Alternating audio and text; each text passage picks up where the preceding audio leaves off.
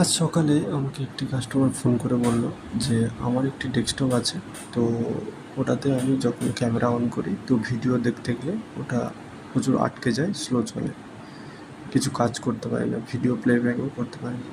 তো ফার্স্টেই উনি সকালেই আমি আসতে বলেছিলাম যে পিসিটা নিয়ে আসো, তো উনি নিয়ে চলে এসেছিলেন। তো আমি চেক করে নিলাম এটাতে গ্রাফিক্স কার্ড আপডেট করা যাবে কিনা। তো গ্রাফিক্স কার্ড এটাতে আপডেট করা যাবে, তো সেই অনুযায়ী আমি একটি গ্রাফিক্স কার্ড নিয়ে নিয়েছি।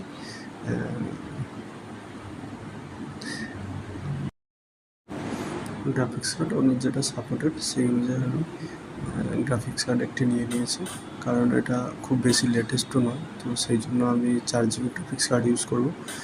তো গ্রাফিক্স কার্ডটি আমি খুলে নিলাম। তো গ্রাফিক্স কার্ডটি খুলে নিয়ে আমি এটাকে, এর যে ভিজিএ পার্টটা রয়েছে এটা আমি খুলে দেব, কারণ ভিজিএ পার্টটা হলে আমাদের এটা টেক্সচারের মধ্যে সেট হবে না।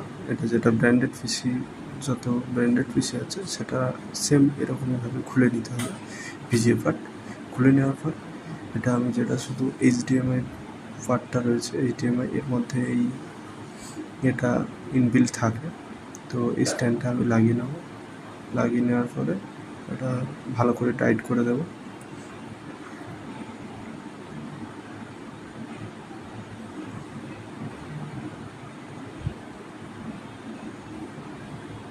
সো এটা আমার টাইট হয়ে গেছে। তো এখন আমি এটা ইনস্টল করে দেবো। জাস্ট এটাকে ভালোভাবে অ্যাডজাস্ট করে নিয়ে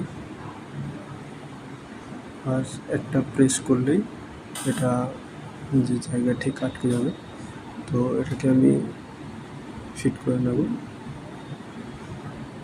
ফিট করে নিয়ে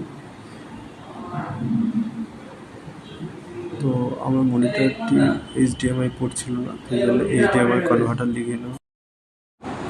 তার জন্য আমি কনভার্টার লাগিয়ে নিয়েছি। তো লাগিয়ে নেওয়ার পরে আমি এবারে সিপিইউটি অন করব। তো অন করার পরে ও ডিসপ্লে চলে এসছে। এখন আমি এটা ড্রাইভারটা, প্রপার ড্রাইভার যেটি আছে সেটা ইনস্টল করে নেব। এর সাথে একটি আমাকে সিডি দেয়, তো সেটা আমি, আমার সিডি ড্রাইভ নেই, তো যার জন্য এক্সটার্নাল একটি সিডি ড্রাইভ লাগাতে হবে। লাগিয়ে এটা ইনস্টল করলেই প্রপার হয়ে যাবে। তো সেটার জন্য আমি সিডি ড্রাইভটা নিয়ে নিয়েছি অলরেডি, নিয়ে এটাকে প্লাগ ইন করছি। এবং জাস্ট এটা সিডি ড্রাইভটা শো করলে এটাতে ডবল ক্লিক করলেই